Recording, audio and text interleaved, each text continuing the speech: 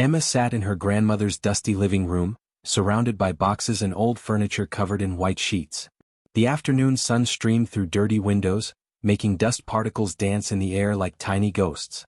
She had driven 3 hours from London to this small countryside house, a place she had not visited in 20 years. Her grandmother Rose had died peacefully in her sleep just 1 week ago. Emma felt strange being here. She should have felt sad, but instead she felt empty. How could she grieve for someone she barely knew? A foolish family argument had built a wall between them when Emma was just 15 years old. Now, at 35, she realized how much time they had lost forever. The house felt heavy with silence and memories that did not belong to her. Every room told stories of a life lived without her. There were photographs on the mantelpiece, but Emma was missing from all the recent ones.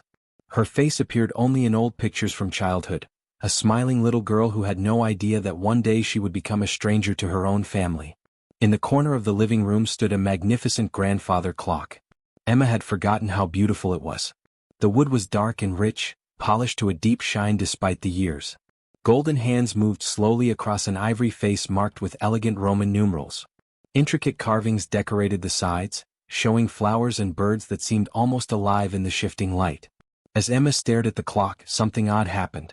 It chimed 3 times with a deep, melodious sound that filled the quiet room. Emma looked at her phone. It was only 2 o'clock in the afternoon. Broken, she whispered to herself, her voice barely audible in the stillness. The word seemed to hang in the air like an accusation. Emma was a computer programmer who lived alone in a modern apartment in London. Her life was built on precision and logic. Every morning she woke up at exactly 6:30. She ate the same breakfast, took the same route to work, and followed the same schedule every single day. Work from 9 to 6, gym from 7 to 8, dinner at 9, sleep at 11. She had no time for broken things, no patience for anything that did not work properly. Her apartment was clean and organized, filled with the latest technology. Everything had its place, everything served a purpose. She liked her life predictable and controlled. Surprises made her uncomfortable, and emotions were just obstacles that got in the way of productivity. But standing in this old house, Emma felt something crack inside her carefully built walls. The clock seemed to be watching her with its ancient face, judging her organized, lonely existence. She walked closer to examine it, her footsteps echoing on the wooden floor. On a small table nearby, she found an envelope with her name written in shaky handwriting. Inside was a letter from her grandmother, the ink slightly faded but the words still clear. "Dear Emma," it began, "time isn't what we think it is. Let this clock teach you what I never could. Love always, Grandma Rose." Emma read the letter 3 times, trying to understand what her grandmother meant. What could an old broken clock possibly teach her? She almost crumpled the paper and threw it in the trash bag she had brought for clearing out unwanted items. But something made her stop. Maybe it was the loneliness that crept into her heart every evening when she returned to her empty apartment. Maybe it was the sadness she tried so hard to push away, the feeling that something important was missing from her perfectly scheduled life.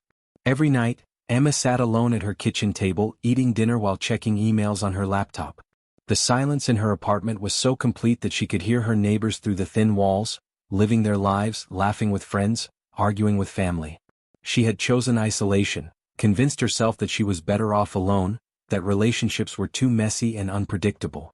But lately the silence had begun to feel less like peace and more like punishment. She would lie in bed at night, staring at the ceiling, wondering when she had become so afraid of human connection.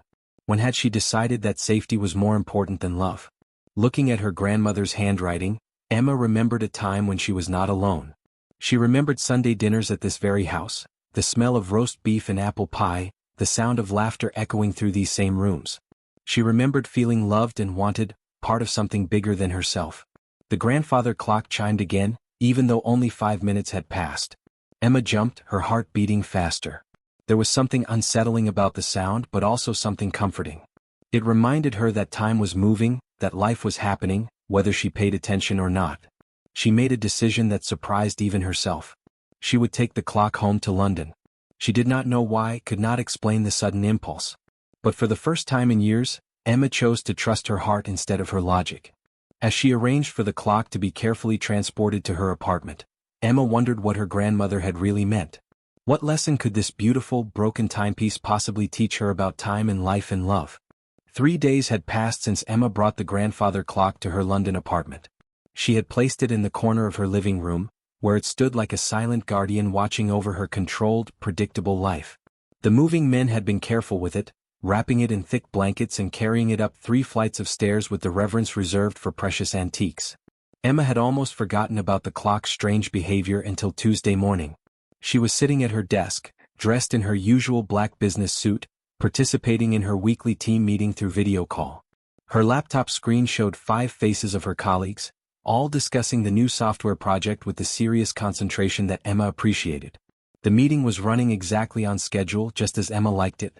She had prepared her notes the night before, organized them in neat bullet points, and was ready to present her progress report when the grandfather clock suddenly came to life. The deep, rich chimes filled her apartment like the voice of an ancient singer. 1, 2, 3, 4, 5 times the clock rang out, its melody both beautiful and completely wrong. Emma glanced at her computer screen. The time showed 10:15 in the morning, not 5 o'clock. Heat rushed to her cheeks as she quickly clicked the mute button on her laptop, hoping her colleagues had not heard the strange interruption. She could see them continuing their discussion, unaware of the embarrassing moment happening in her carefully controlled environment. But as the last chime faded away, something outside her window caught Emma's attention. In the hallway beyond her apartment door, she could hear shuffling footsteps and the sound of something heavy being dragged across the floor. Through her peephole, Emma saw her neighbor Mrs. Davies struggling with several large shopping bags. The elderly woman was breathing heavily, her gray hair escaping from under a worn blue hat. Her face looked pale and tired, and she kept stopping to rest against the wall. Emma had lived in this building for 3 years, but she had never really spoken to Mrs. Davies beyond polite nods in the elevator. She knew the woman lived alone in the apartment next door, but Emma had always been too busy or too focused on her own problems to pay much attention to her neighbors. Something strange happened in that moment. Instead of returning to her important meeting, instead of ignoring the struggling woman as she usually would, Emma found herself standing up from her desk. Without thinking about deadlines or professional responsibilities, she told her surprised colleagues that she had to leave the meeting early due to an emergency. Emma opened her door and stepped into the hallway. Mrs. Davies looked up with surprise when she saw her younger neighbor approaching. "Let me help you with those," Emma said, reaching for the heaviest bags. Mrs. Davies tried to protest, saying she could manage on her own, but Emma gently took the shopping from her hands anyway. The bags were indeed heavy, filled with groceries and household supplies that seemed far too much for one elderly person to carry. Emma helped Mrs. Davies to her door, waiting patiently while the older woman searched through her purse for her keys with shaking fingers. "Thank you, love," Mrs. Davies said when they reached her apartment door. Her voice was soft and grateful, and when she smiled, her whole face seemed to light up with warmth. "I haven't had anyone help me in so long. Most people are always too busy these days." Emma felt something unexpected happen inside her chest. A warm feeling spread through her body, starting from her heart and reaching all the way to her fingertips. It was a sensation she had almost forgotten existed. For the first time in months, maybe even years, she felt genuinely happy about something that had nothing to do with work or personal achievement. That evening, Emma sat at her kitchen table with her usual dinner of salad and grilled chicken. She ate alone as always, with only the sound of traffic from the street below for company. She was checking her emails on her phone when the grandfather clock chimed again. This time, it rang 7 times, even though her kitchen clock clearly showed 8:30 in the evening. Emma looked up from her phone, annoyed by another malfunction, but then she noticed movement outside her window. Down on the street corner, near the small shop where she bought her morning coffee, sat James. Emma had seen him there almost every day for the past 2 years. He was a homeless man, probably in his 50s, with graying hair and clothes that had seen better days. He usually sat on a piece of cardboard with a small cup in front of him, hoping for donations from passers-by. Emma had walked past James hundreds of times, always looking straight ahead, always too focused on getting to work or getting home to acknowledge his presence. She told herself she was too busy, that she had her own problems to worry about, that giving money to homeless people only encouraged them to stay on the streets.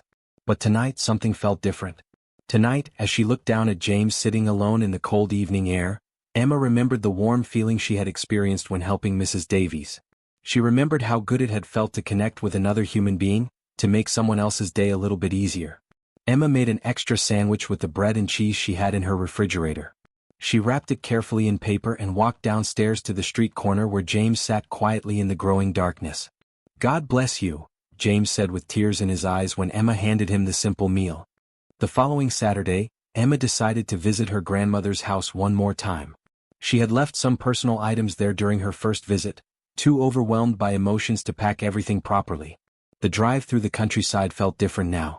Instead of rushing to get the task finished, she found herself noticing the green fields and small villages along the way. The house felt even quieter than before.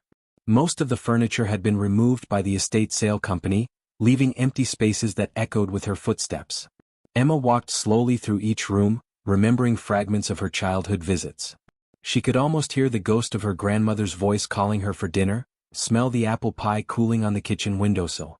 In her grandmother's bedroom, Emma opened the old wooden wardrobe to check for any forgotten belongings. Behind the hanging clothes, she discovered a cardboard box she had missed during her first visit. The box was heavy and tied with a faded purple ribbon that looked like it had been there for many years. Emma carried the box downstairs and set it on the kitchen table. Her hands trembled slightly as she untied the ribbon and lifted the lid. Inside were dozens of small books with leather covers, their pages yellowed with age.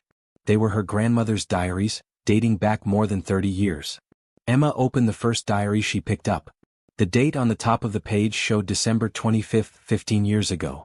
Her grandmother's handwriting was neater then, before arthritis had made her fingers stiff and uncertain. "Another Christmas alone," the entry began. "Emma called today, but I was too proud to answer the phone. I sat in my chair and listened to it ring, knowing it was probably her voice on the other end. This stupid fight has stolen 20 years from us. I miss my granddaughter so much, but I don't know how to fix what we broke. How do you apologize for being stubborn for so long?" Emma's heart felt like it was being squeezed by an invisible hand. She remembered that Christmas call. She had tried 3 times to reach her grandmother, hoping to bridge the gap between them, but no one had answered. Emma had assumed her grandmother simply did not want to talk to her, that the old woman was still angry about their argument years before. The fight had started over something so small and meaningless. During a family dinner when Emma was 15, her grandmother had made a comment about Emma's choice of clothes, saying young ladies should dress more conservatively. Emma, already feeling awkward and sensitive as all teenagers do, had taken the comment as a personal attack. She had stormed out of the house, declaring that she would never come back to listen to such old-fashioned nonsense. Both women had been too stubborn to apologize first. Days turned into weeks, weeks into months, and months into years. Pride had built a wall between them that grew taller with each passing season. Emma continued reading through the diaries, her eyes filling with tears as she discovered page after page of her grandmother's regret and loneliness. There were entries about birthdays spent alone, holidays with no family visitors, and countless evenings when Rose had stared at the telephone, wanting to call Emma but not knowing what to say after so many years of silence. "I drove past her apartment building today," one entry from 5 years ago read. "I sat in my car for an hour trying to find the courage to go inside. But what would I say? How do you explain 20 years of foolish pride? I finally drove home without even getting out of the car." As Emma read these intimate thoughts, she began to see herself reflected in her grandmother's words. The loneliness, the stubborn pride, the fear of being vulnerable with other people. Emma thought about her brother Tom, who lived just across London in a small flat with his wife and 2 young children. 2 years ago, they had argued bitterly about their mother's care. Their mother had been diagnosed with early-stage dementia, and Emma and Tom could not agree on the best way to help her. Emma wanted to hire professional caregivers and keep their mother in her own home. Tom thought she should move to a specialized care facility where trained staff could watch her constantly. The argument had escalated into shouting and accusations. Tom accused Emma of trying to control everything, of thinking her way was always right. Emma accused Tom of wanting to abandon their mother, of taking the easy path instead of the caring one. Both siblings said hurtful things they could never take back. After that fight, they stopped speaking to each other entirely. Emma handled all their mother's care arrangements alone, convinced that Tom simply did not care enough to help. She had no idea that Tom called the care facility every week to check on their mother, that he sent flowers on her birthday, that he cried himself to sleep sometimes because he missed his sister and did not know how to fix their broken relationship. Emma also thought about her old university friends Sarah and Michelle, who had gradually stopped calling her over the years. They had invited her to dinners, parties, and weekend trips, but Emma was always too busy with work projects, too focused on advancing her career to make time for social activities. The grandfather clock suddenly chimed loudly in her apartment across the city, even though Emma was miles away in her grandmother's empty house. She could not hear it, but somehow she felt its presence, its mysterious message calling to her heart. The next morning, Emma woke up with her grandmother's diary entries still fresh in her mind. She had spent most of the night reading through the small leather books, discovering 20 years of regret and loneliness that mirrored her own life. The words had cut deep into her heart, but they had also planted a seed of hope. Emma sat on the edge of her bed, holding her phone in trembling hands. She scrolled through her contacts until she found the name she was looking for, Tom. Her brother's number was still there, saved in her phone for 2 years without being used. She stared at the screen for 10 minutes, her finger hovering over the call button. Fear gripped her chest like a cold hand. What if Tom was still angry? What if he hung up on her? What if too much time had passed and the damage to their relationship could never be repaired? Emma had spent years building walls around her heart to protect herself from exactly this kind of pain and rejection. But her grandmother's words echoed in her memory. How do you apologize for being stubborn for so long? Emma realized that someone had to be brave enough to make the first move, to risk being hurt in order to heal what was broken. She pressed the call button before she could change her mind. The phone rang once, twice, 3 times. Emma's heart pounded so loudly she was sure Tom would be able to hear it through the phone. On the 4th ring, a familiar voice answered. Emma? Tom's voice sounded shocked and hopeful at the same time. Is everything okay? Is Mum all right? Everyone is fine, Emma said quickly, not wanting him to worry about their mother. Tom, I miss you. Can we talk? There was a long pause on the other end of the line. Emma could hear children laughing in the background, and she remembered that Tom had a 5-year-old daughter and a 3-year-old son she had never really gotten to know. I miss you too, Tom finally said, his voice soft and emotional. I've wanted to call you so many times, but I was too proud to make the first move. They arranged to meet that afternoon at a small cafe near their childhood neighborhood, a place they had visited together many times as teenagers. Emma arrived 15 minutes early, nervous energy making it impossible for her to sit still. She ordered a cup of tea and sat by the window watching people walk by on the sunny street outside. When Tom walked through the cafe door, Emma's breath caught in her throat. He looked older than she remembered, with gray hair starting to appear at his temples and lines around his eyes that spoke of both laughter and worry. But his face lit up when he saw her, and suddenly he looked exactly like the little brother she remembered from their childhood. The conversation was awkward and careful at first. They talked about safe topics like the weather and their jobs, both of them dancing around the real issues that had torn them apart. Emma could see the pain in Tom's eyes, the same hurt and loneliness that she carried in her own heart. But then Tom smiled, really smiled for the first time since he had arrived. It was the same bright, mischievous smile she remembered from when they were children building blanket forts in their grandmother's living room. I've missed you so much, Emma, he said, his voice breaking slightly. I was too proud to call first, too scared that you would reject me. But not a day has gone by that I haven't thought about you. Tom told her about his children, about how his daughter had his same stubborn streak and how his son reminded him of Emma when she was young.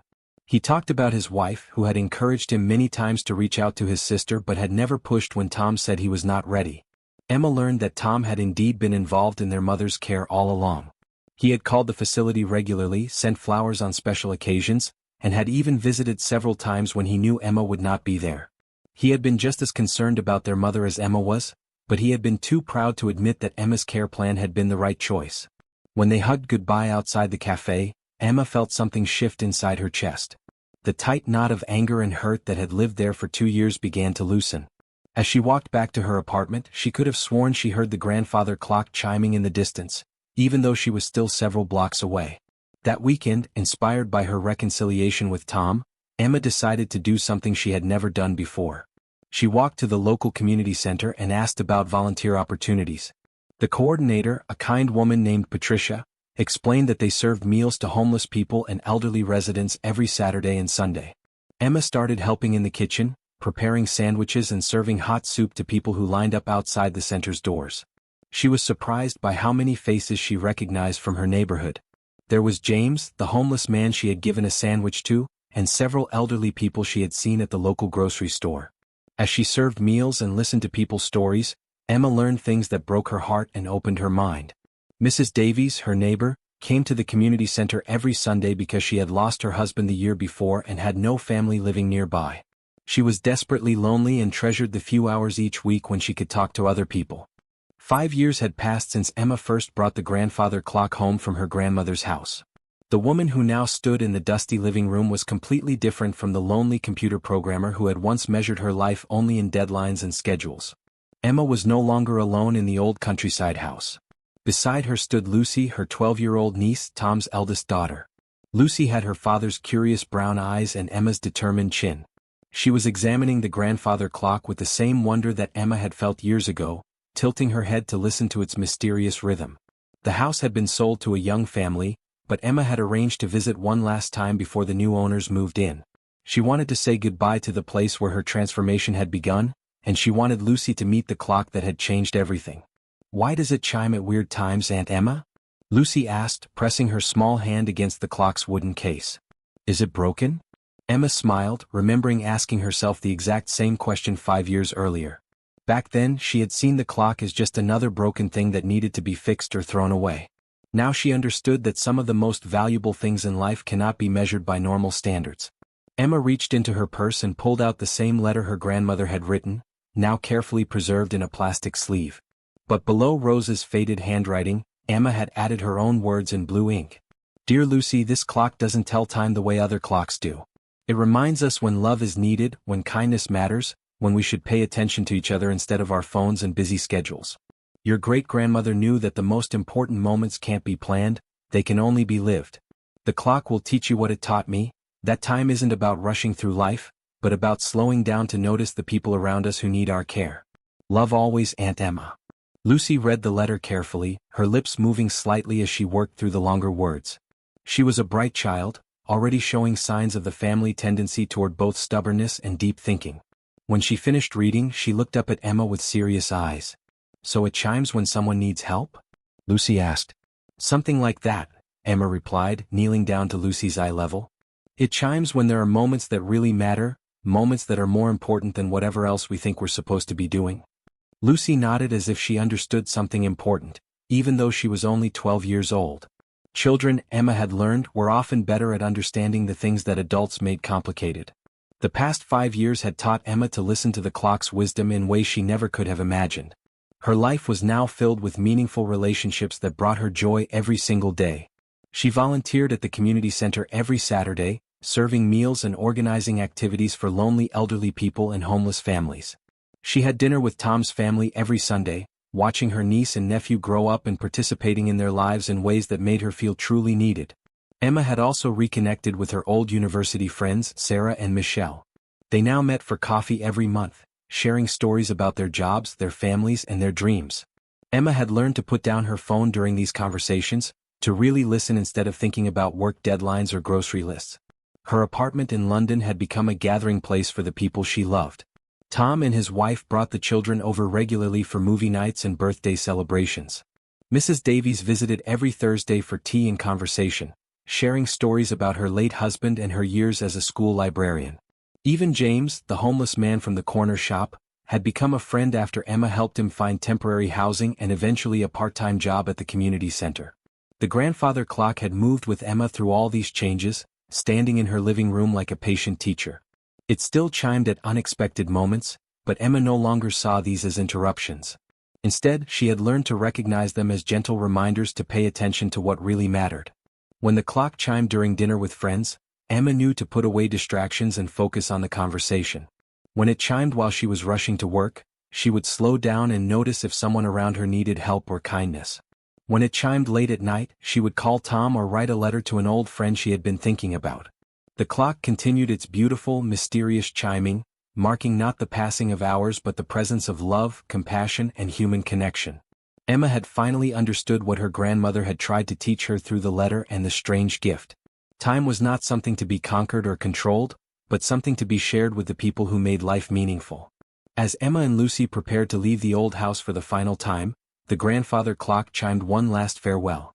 Emma squeezed Lucy's small hand and whispered words that her grandmother might have said to her, if pride and stubbornness had not kept them apart for so many years.